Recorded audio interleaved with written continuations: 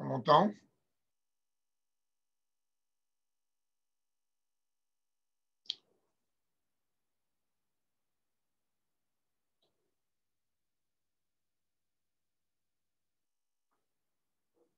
On entend?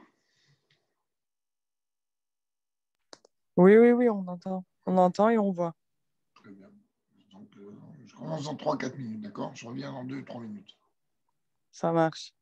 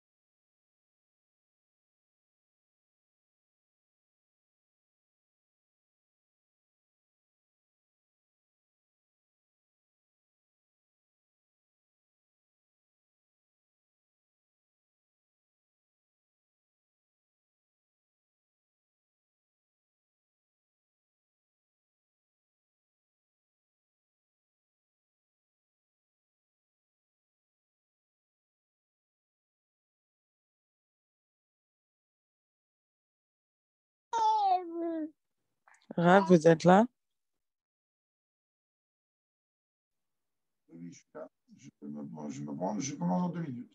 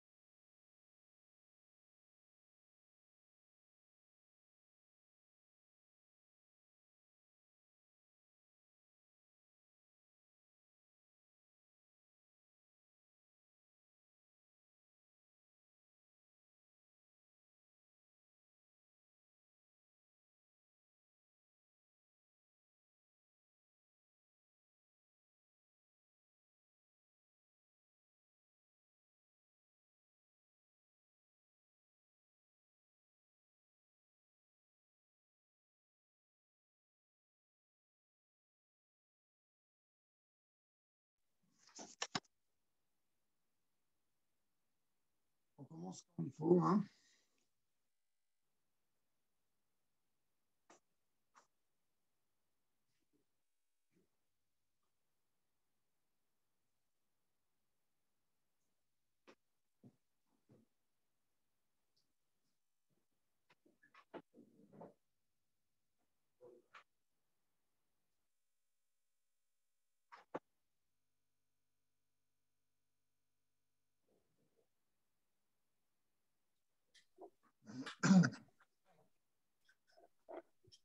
Bien, on peut commencer. Oui, oui. Allez, on y va. Donc, on est donc dans ce fameux 4e chapitre qui est en train de parler donc du Shin, donc des vêtements de l'âme. On a expliqué que la dimension, pourquoi c'est appelé vêtements, parole, pensée et acte, car c'est ce qui me permet, en fait, d'accomplir la volonté de Dieu. Et à partir du moment où ça me permet d'accomplir la volonté de Dieu, alors qu'un mouvement, sous une certaine forme, un certain sens, c'est une dimension qui est en vérité beaucoup plus grande que tout le reste. Car sans ça, je ne peux pas accomplir ce qu'on attend de moi. Qu'est-ce que ça veut dire que d'accomplir la volonté de Dieu? Ça veut dire d'accomplir les 613 mitzvot. Qu'est-ce que Dieu a fait? Dieu il a contracté sa lumière à travers 613 canaux qui sont liés, comme on l'a vu longuement, avec les 248 membres et 365 veines artères. Et c'est le seul moyen qu'on a de pouvoir fusionner avec Dieu, d'accomplir la volonté de Dieu. Comme on avait expliqué, on ne peut pas venir demain, ne peut pas se lever quelqu'un et dire « Moi, je m'attache à Dieu à ma façon, à ma manière ». Il n'y a pas de manière, c'est Dieu qui fixe la manière avec laquelle on peut s'attacher à lui.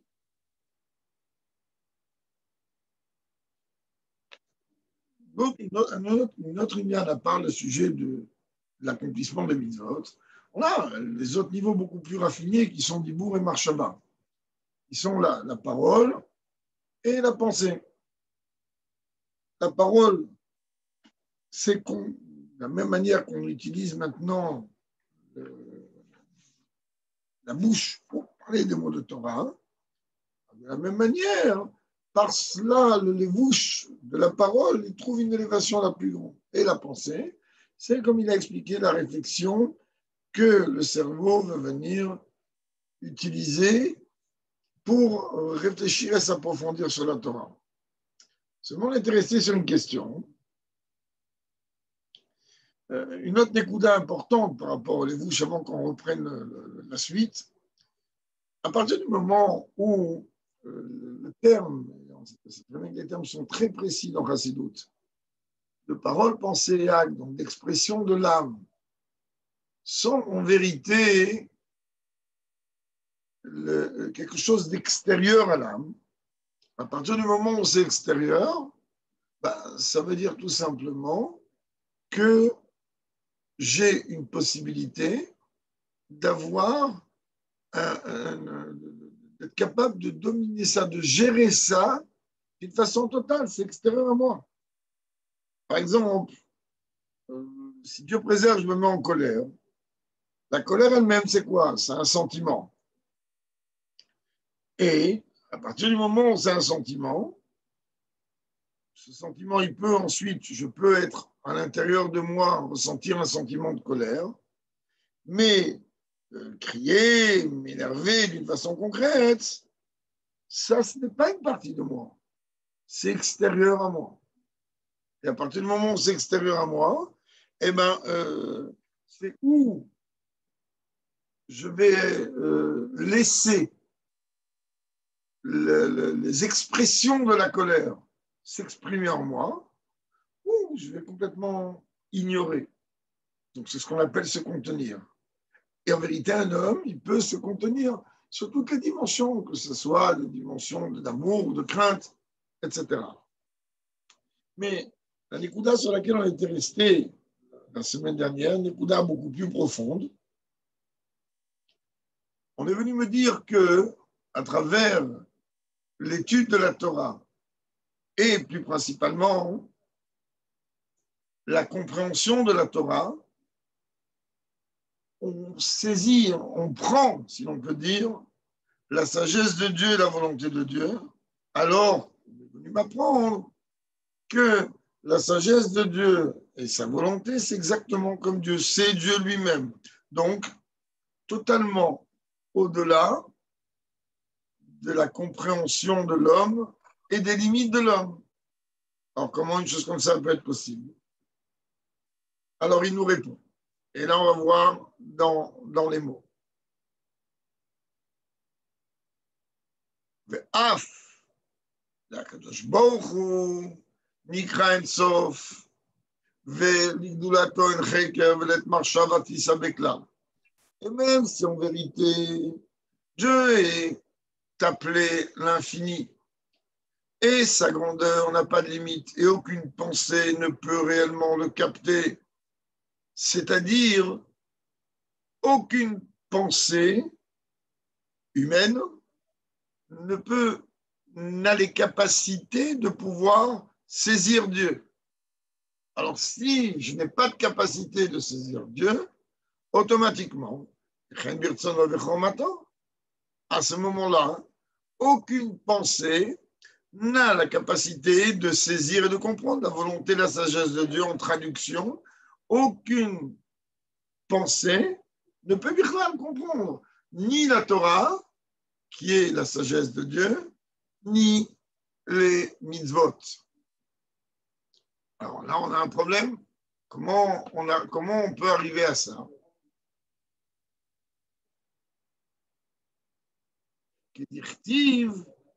Comme il est écrit, En cheker lidvunato.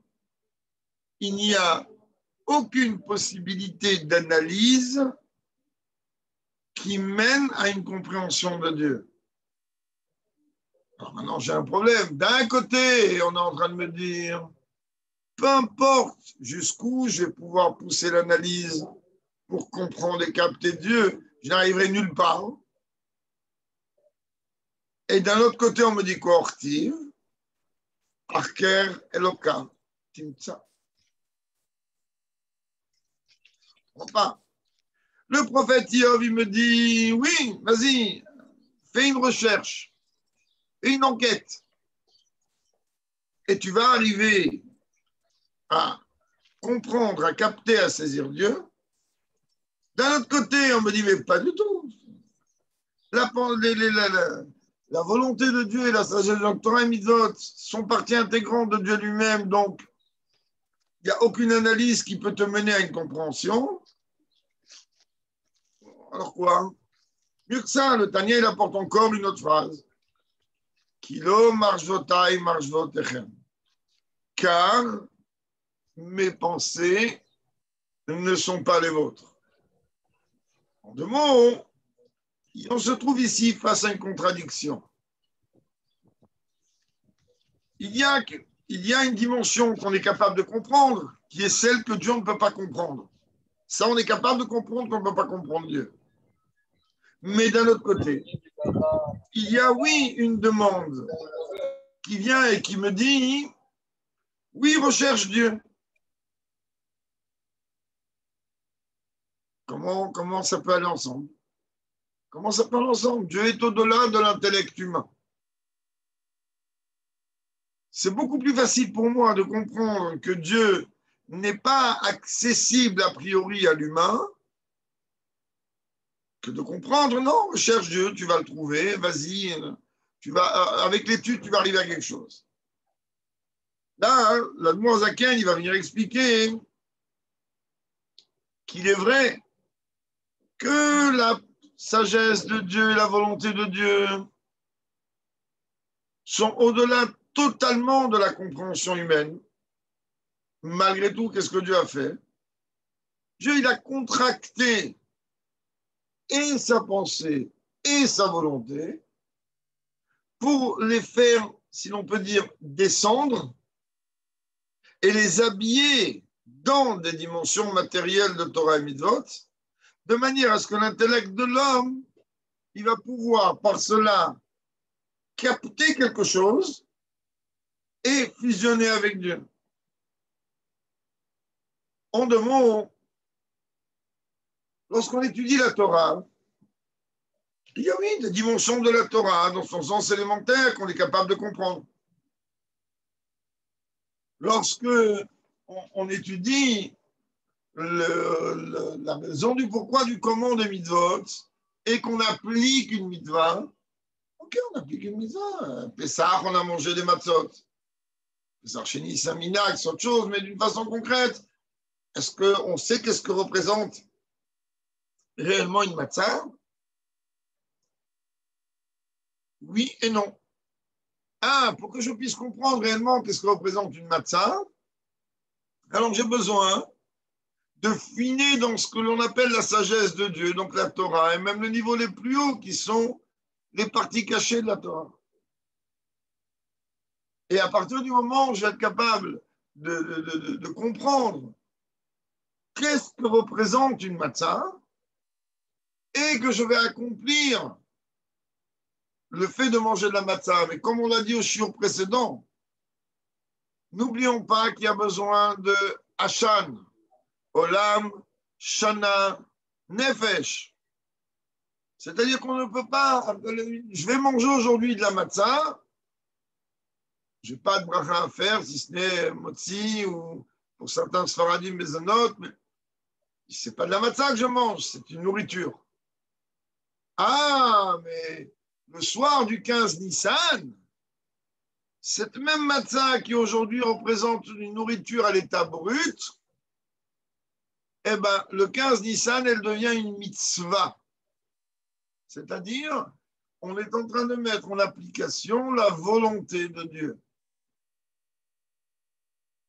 C'est ce qu'on nous dit, que Dieu il a descendu sa volonté, sa sagesse pour les mettre à la portée de l'homme, pour que l'homme puisse avoir une forme de compréhension. Et par rapport à cela, les Chachamim sont venus dire Bimkom she'ata motze gdulato shel HaKadosh Baruch Hu, sham ata motze anvetanuto. C'est-à-dire que si tu veux avoir une petite idée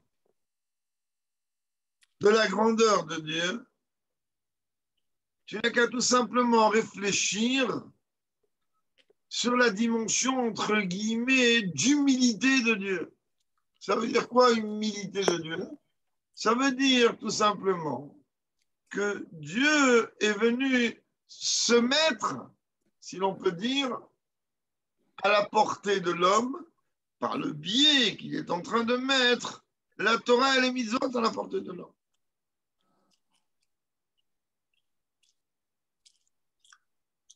Pourquoi Dieu a fait une chose pareille? Tout simplement pour nous permettre d'avoir accès à lui. On revient encore sur l'exemple du pont-levis. C'est-à-dire il a donné un moyen avec lequel, oui, on va avoir accès à lui. Vetimtem HaKadosh Baruch Hu. Retzono vechormato vetariag mizot. Excusez le trait, il n'est pas très droit. Donc Dieu a contracté sa volonté, sa sagesse à travers les 613 mitzvot de la Torah et tout ce qui en découle. Là, on va rentrer dans quelque chose d'extrêmement profond qu'il va falloir essayer de développer. Ubetzirufei otiot Tanach. Vedrashotem shebeagadot ou midrashe Chazal. Alors, la Zaken nous dit que comprendre chaque misa qu'un juif accomplit, chaque halakha qu'il met en pratique, se trouve à l'intérieur la sagesse et la volonté de Dieu. Lorsque je comprends la halakha, alors automatiquement j'ai accès, avec mes moyens, Kamouvan, à la sagesse de Dieu. Lorsque la halakha est tranchée, alors j'ai accès à la compréhension de la volonté de Dieu. Mais ça va beaucoup plus loin. Il nous dit ici, avec toutes les permutations de lettres qu'il y a dans le Tanakh, donc Torah, Nevi'im, Ktuvim. Lorsque je dis un Teilim, lorsque je lis la Torah, lorsque Vedrashotem chez Bagadot, lorsque je suis en train de comprendre tous les commentaires de cette Torah. Je vais vous donner un exemple simple. Ce fut un temps, il y avait eu ici, il y a plusieurs années en arrière, un chiour qui serait peut-être temps de remettre en place, je ne vois pas quand et comment pour l'instant, qui se basait sur le Sod HaOtiot, c'est-à-dire comprendre le secret des lettres. Par providence divine, hier, avant-hier, il y a un ami à moi, un Rav qui est offert, qui a ouvert un groupe dans lequel il a dit, voilà, messieurs, ce groupe-là, à la base, est fait pour des sofrim. Vous allez comprendre très, très vite où je veux arriver. Donc, des scribes, ceux qui écrivent, Zot, Sifrei Torah. Et dans ce site-là, dans ce groupe-là, je vais mettre à disposition de tous les scribes plusieurs livres qui sont en train d'expliquer non seulement la façon avec laquelle on doit écrire Torah, Mezuzah, Tefillin, etc. ou autre, mais aussi le secret de ces choses-là. De façon concrète, hier, il a mis dans ce groupe, j'espère que chacune est assise, 200 volumes, je dis bien 200 volumes, en fait il y a un peu plus, il y a 203 volumes, 203 volumes qui épais de plusieurs centaines de pages qui expliquent le secret de chaque lettre. Vous comprenez ce qu'Admor Zaken nous dit ici? Il dit Dieu, il a contracté sa volonté et sa sagesse à travers le fait que chacune des lettres qu'il y a dans le Tanakh, en vérité, représente des secrets phénoménaux. Chaque lettre. Donc là, on comprend bien que lorsqu'il me dit, mais tu ne peux pas saisir Dieu. Vous imaginez combien de Gilgulim il faudrait pour pouvoir comprendre quelque chose. Et quand même, il nous dit le fait que l'on étudie et que chacun avec ses capacités à lui, il va comprendre ce qu'il peut comprendre. D'ailleurs, même au moment de Mashiach, ne croyez pas que les choses vont être aussi simples que ça. Le Rambam, lorsqu'il termine son livre Yad HaChazaka, il dit V'yasigu da'at boram kefi koach ha'adam. Oui, au moment de la Géoula, on verra Dieu. Oui, on va capter certains niveaux de Dieu, mais avec mes capacités. Ça veut dire que, comme on l'a répété maintes et maintes fois, et on va très vite revenir au Tanya, pour ne pas s'éparpiller, comme le Tanya lui-même lui dit au chapitre 37, que tout le travail qui se passe maintenant pendant Galout, c'est une achana pour le moment de Géoula. Ce qui veut dire que pendant la Galout, on prépare les lunettes. Dévoilement de Dieu, il y aura. Dieu lui-même va se dévoiler. Mais est-ce que moi, je vais avoir des lunettes assez raffinées pour voir autant que mon voisin qui lui a raffiné ses lunettes d'une façon beaucoup plus développée que moi? Chacun en fonction de ce qu'il aura raffiné comme lunettes. Alors, il pourra voir à son niveau. Donc, de la même manière, pour revenir au Tanya, Tanya nous dit comprend bien que Dieu s'est rabaissé, si l'on peut dire, à travers toutes ces lettres du Tanakh. pour faire véhiculer non pas seulement sa lumière, mais lui-même. Parce que lorsqu'on étudie, donc c'est les lettres, les mots, alors, et qu'on est capable d'aller d'une façon assez profonde, alors là, automatiquement, on arrive à des dimensions merveilleuses. C'est ce qu'on appelle l'étude de la chassidoute approfondie ou de la Kabbalah. Seulement, n'oublions pas que même si notre esprit, avec ses limites, alors il semble qu'il ne peut pas aller si loin que ça, malgré tout, chez Kol HaNeshama או רוח ונפש שבגוף האדם תוכל להשיגם בדעתה. Dieu a contracté sa lumière de façon à ce que les trois niveaux de l'âme qui habitent le corps, Nefesh, Ruach et Neshama, vont pouvoir, elles, saisir et capter ce que Dieu est en train de transmettre à travers cette Torah. Et donc, automatiquement, me donner la force, ou le Kayeman, Kol Mashev Shar le Kayem Mehem, le Maaseh, Dibur ou Marshava. Regardez encore la précision. Et d'accomplir ce qui est possible d'accomplir. Il y a des choses que je comprends, et à partir du moment où je comprends, même l'application va être différente.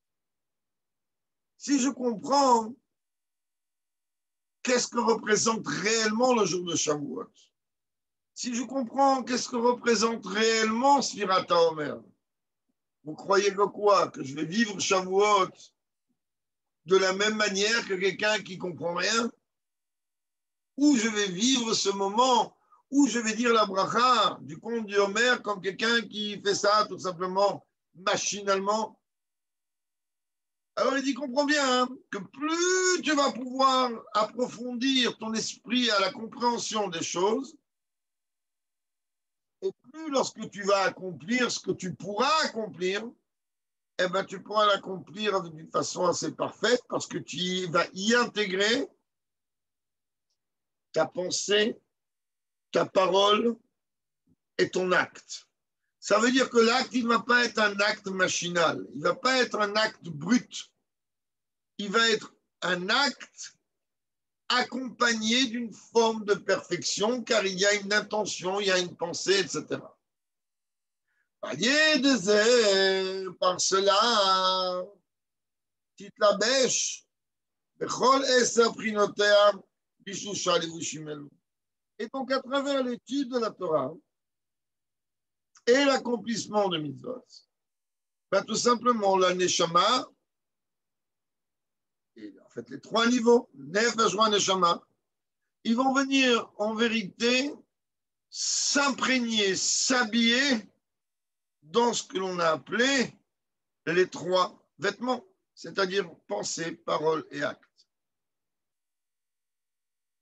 Pour revenir à ce qu'on a dit, au moment où j'accomplis une mitzvah et que je l'accomplis avec tout en ayant une connaissance de cause, chacun à son niveau, chacun ses capacités, il nous l'a dit, chacun avec ce qu'il peut. Kol Mashev Shar, avec une connaissance de cause de ce que représente la mitzvah, au moment où j'accomplis la mitzvah, mais qu'est-ce que je fais? Je fais asservir ma pensée, mes paroles, mon acte à l'âme divine. Donc l'âme divine est imprègne, domine et gère totalement ce niveau-là. Donc de là, on voit que quoi? On voit qu'au moment où j'étudie ou au moment où j'accomplis une mitzvah, je m'aperçois que quoi? Que ces trois vêtements de l'âme, ils sont en vérité beaucoup plus hauts que l'âme elle-même, car ils amènent tout simplement la possibilité à l'âme, telle qu'elle est habillée dans un corps, de pouvoir fusionner avec Dieu lui-même.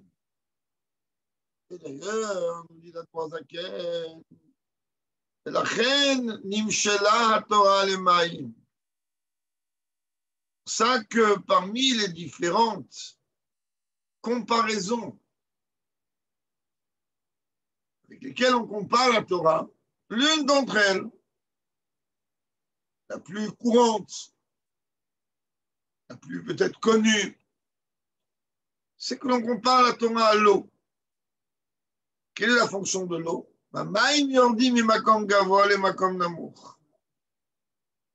L'eau, de par sa nature, elle a l'habitude de s'infiltrer.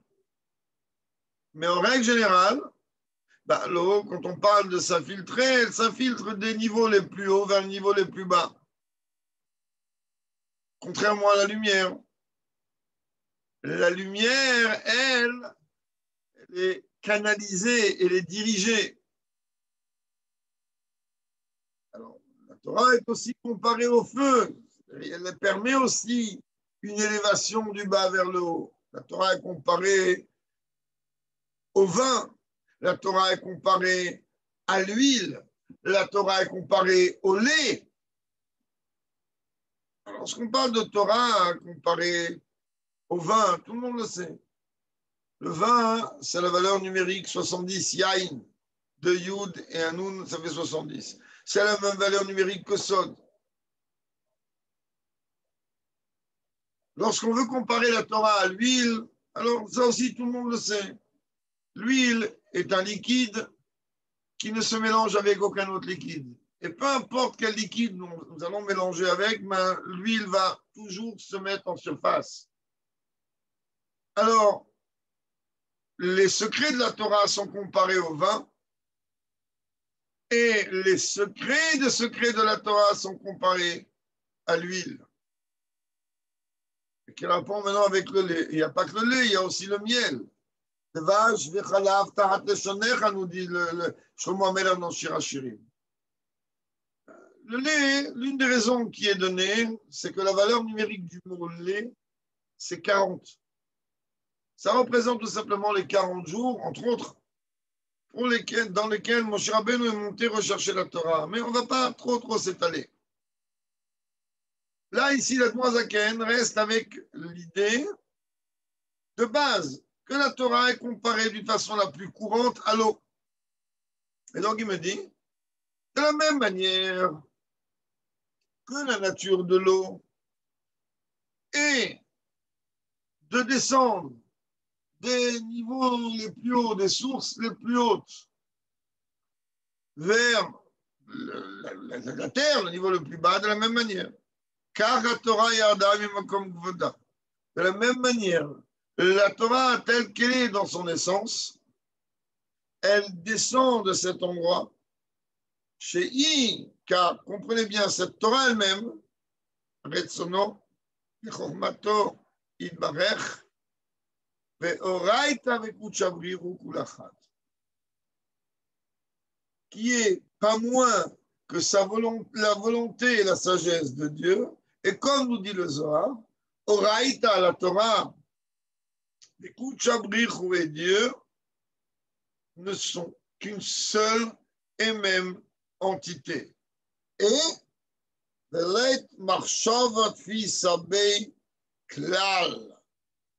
aucune pensée n'est capable de capter la Torah. De quoi on parle ici? La Torah telle qu'elle est dans sa source. On a déjà parlé maintes fois. Il y a la Torah céleste et il y a ce qu'on appelle la Torah terrestre. C'est quoi la Torah terrestre? Tout de suite, on va dans les mots avant qu'on explique plus. ומשם נסעה וירדה בסתר המדרגות ממדרגה למדרגה בהשתלשלות העולמות. La Torah, telle qu'elle est dans sa source, elle n'est pas du tout à la portée de l'humain, car l'humain est limité. Donc il vient et qui me dit quoi? Il me dit, la Torah, de là où elle est, donc cette dimension de pensée ou de volonté de Dieu, eh ben, elle va descendre dans un enchaînement de niveaux, des mondes de niveau en niveau, comme des maillons, qui sont comme le maillon d'une chaîne, jusqu'à qu'elle arrive à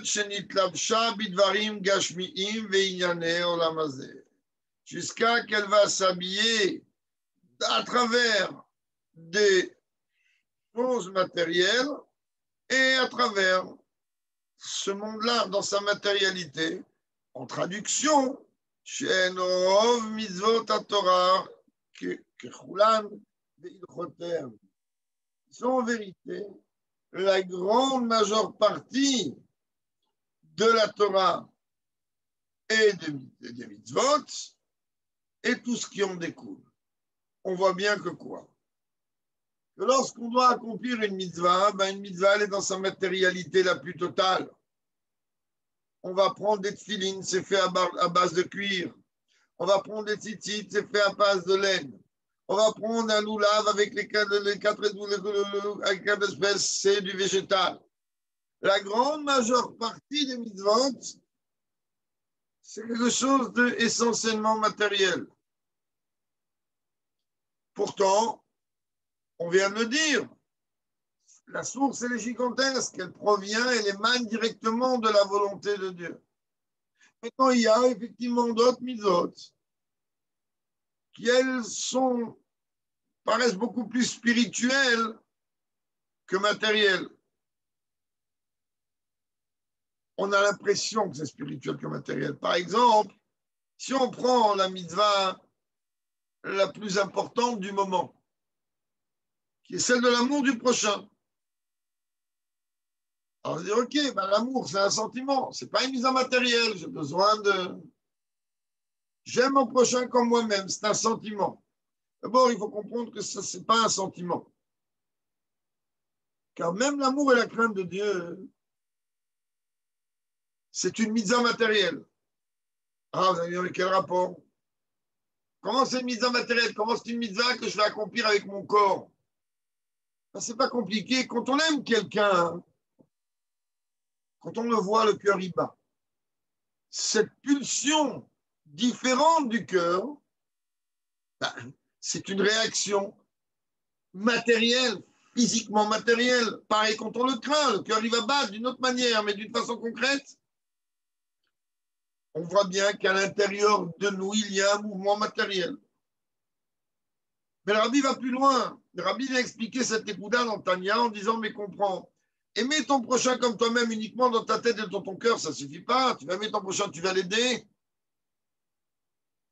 Ah, voilà, on a parlé récemment, il y a une femme qui vient d'accoucher, bon, on va lui préparer à manger. On va lui amener à manger. On va se déplacer, on va se fatiguer. C'est pas seulement, oui, je t'aime bien, Mazal Tov, t'as accouché, c'est très bien. Non, je m'inquiète, je pense à toi. Tu as besoin de te reposer. Baruch Hashem, Dieu il vient de te faire le plus beau cadeau de la planète, il t'a donné une neshama, alors je vais t'aider. Un juif, on sait qu'il a besoin d'une parnassa, on va l'aider, on ne va pas seulement venir lui dire, tiens, voilà, on va te donner une pièce. Vous savez très bien ce qu'on nous dit. On nous dit, au lieu de donner tous les jours une pièce à quelqu'un, un poisson à quelqu'un tous les jours, apprends-lui à pêcher, ça va aller plus vite. Alors, de la même manière, même qu'en vérité, la majorité des mitzvot sont matérielles, certaines peuvent être comprises comme des mitzvot spirituelles, mais elles doivent quand même se traduire dans la matérialité. Et comme on dit tout à l'heure, même les mitzvot de Chovot Alvavot, même les mitzvot qui sont liés avec les obligations émotionnelles, eh bien oui, elles sont matérielles, car mon cœur va vibrer d'une façon différente. Sinon, c'est n'importe quoi. Qu'est-ce que j'aime? J'aime rien du tout. Qu'est-ce que je crains? Je crains rien du tout. Ah, quand j'aime, la preuve est que mon cœur, il va battre d'une façon différente. Et quand je crains, pareil.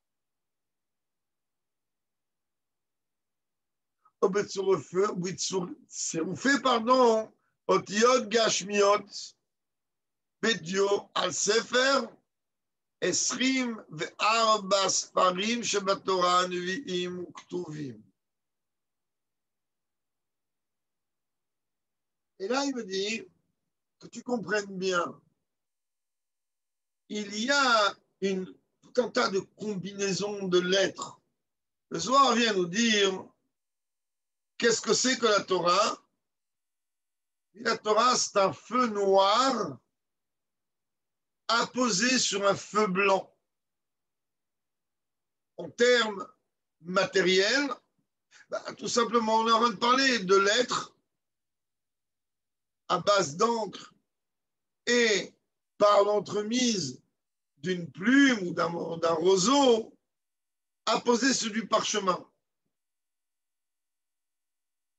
Mais vous êtes d'accord avec moi que si je parle de lettres qui forment des mots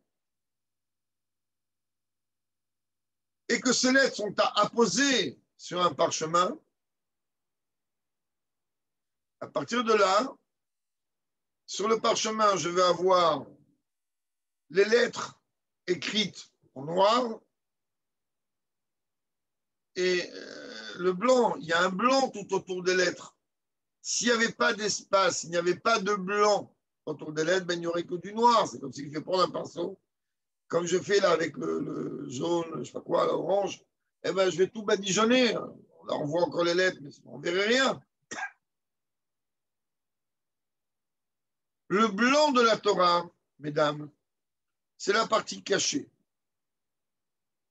Parce que le noir des lettres de la Torah, c'est la partie dévoilée. Dès qu'une lettre est écrite, je suis capable de dire Aleph. Il y a un mot qui est écrit, le mot Otiot, je lis Otiot. C'est un mot composé de 6 lettres. Aleph, Vav, Tav, Yud, Vav, Tav. S'il y avait entièrement que du noir, j'aurais rien vu. Donc il y a des lettres qui laissent exprimer du blanc. Et comme je l'ai dit maintes fois dans certains shiurim, mais je ne vais pas rentrer là-dedans, parce que ça fait partie du secret des lettres, d'une étude à part entière, le blanc des lettres représente un niveau beaucoup plus haut que le noir des lettres, car le noir des lettres représente la Torah dévoilée. C'est ce que Dieu me permet. Je suis capable de reconnaître une lettre. Un enfant est capable d'apprendre Kamal Salafa. Et pas seulement reconnaître la lettre, mais même capable de lire. Donc c'est à ma portée. Mais est-ce que parce que je suis capable de lire, cela veut dire que j'ai tout compris et que j'ai tout compris au sens le plus profond du terme? C'est ce qu'il nous dit ici. Il comprend que la sagesse de Dieu, elle s'est habillée à travers toutes les lettres des 24 livres du Tanakh et leurs permutations. Vous imaginez cette infinité de notions? Et ça, il est en train de parler uniquement des lettres. Rabbi Shimon Bar Yochai était capable de donner plus de 12 000 explications sur chaque petit point de chaque lettre de la Torah avant la grotte. Et après la grotte, 24 000 explications sur chaque millimètre d'une lettre de la Torah. On s'imagine un peu quelle grandeur et quelle sainteté est cachée à travers ces lettres-là. Mais en vérité, même si nous ne sommes pas au niveau de comprendre et de capter les secrets que se cachent derrière ces lettres, ma pensée, elle saisit ces lettres, même si elle ne comprend pas réellement de quoi il s'agit.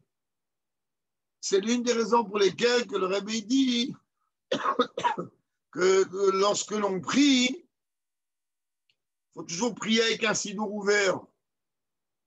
Lorsque l'on étudie, alors il est important d'avoir le livre ouvert sous les yeux. Pourquoi? Laisse les lettres parler à tes yeux, et à travers le fait que les lettres parlent à tes yeux, elles vont parler à ton intellect. Toi, tu ne vas pas comprendre qu'il y a, oui, une fusion qui va te permettre à ton âme de capter, de saisir la sagesse et la volonté de Dieu. Rien que par le biais d'un livre ouvert devant tes yeux. On sait très bien que les yeux représentent la caméra la plus sophistiquée qui puisse exister, qu'aujourd'hui, ni iPhone, ni Samsung, ni ni personne n'a pu faire une caméra aussi sophistiquée que ça. Et que les yeux, lorsqu'ils sont en train de voir quelque chose, ça reste gravé jusqu'au plus profond du subconscient, du subconscient, du subconscient, du subconscient. Donc l'importance, comment chaque lettre qui représente en elle-même un des moyens, car une lettre est un cli, c'est un véhicule de la lumière de Dieu, et bien lorsqu'on regarde une lettre, automatiquement la lettre, elle parle à l'âme. Le mot, il parle à l'âme. Et il y a une écouda dans Kabbalah qui dit que justement, quand on fait Vezota Torah, Shasam Moshe, l'Agma du Sefer Torah, après la Kabbalah, ce n'est pas les lettres qu'il faut regarder, elle vous regarde toute seule. Après la Kabbalah, il faut regarder la partie blanche inférieure du Sefer Torah, c'est-à-dire les secrets des secrets de la Torah, car c'est la partie blanche la plus importante, celle d'en haut est beaucoup plus courte. Mais comme je l'ai dit, je suis souvent tenté à être tiré à parler de cette merveillosité que représente le secret des lettres, et des siècles ne suffiraient pas. Là, on a parlé de la marche avant. Là, on a parlé de l'outil le plus raffiné, qui est la pensée. J'ai posé un regard sur des lettres. Je n'ai pas dit un mot, je n'ai pas accompli un geste. Automatiquement, ces lettres, elles sont en train de me parler, et automatiquement, ces lettres parlent à mon âme, et il y a un échange entre mon âme et ces lettres de Torah. Mais la pensée représente le vêtement le plus raffiné de l'âme, le moyen d'expression le plus raffiné de l'âme. Mais il y a aussi d'autres niveaux. Même quand nous sommes en train de parler du niveau de parole ou acte, chez le mat, Madrigat Marshava, qui sont des moyens d'expression inférieurs à ceux de la pensée, malgré tout, là aussi, la sagesse et la volonté de Dieu s'y expriment. J'arrête une femme juive dans la rue. Je lui transmets une boîte de bougies de Shabbat. Elle a pris. Le fait qu'elle ait pris les bougies de Shabbat, automatiquement, elle a fait travailler sa pensée. Ah, elle est gentille, cette dame ou ce monsieur qui m'a donné cette boîte de bougies de Shabbat. Je vais allumer les bougies de Shabbat. Elle a utilisé la parole en disant merci ou Shabbat Shalom ou même rien du tout. Mais elle a aussi, avec le geste, acquis la chose. Alors même si ces dimensions-là sont en vérité inférieures à la pensée, qu'à la pensée est le niveau le plus raffiné, malgré tout, l'acte lui-même, la parole en elle-même, ces niveaux inférieurs-là, ils ont quand même une valeur gigantesque, bien qu'inférieure à celle de la pensée. Kamouvan, c'est quelque chose d'extrêmement profond, mais on essaye, avec l'aide de Dieu, de mettre à la portée de chacun. Bekitsu, on a appris ce matin une écouda extrêmement importante. On a appris ce matin que ce que l'on appelle les vêtements de l'âme, donc dimension extérieure à l'âme, c'est gérable au plus haut niveau.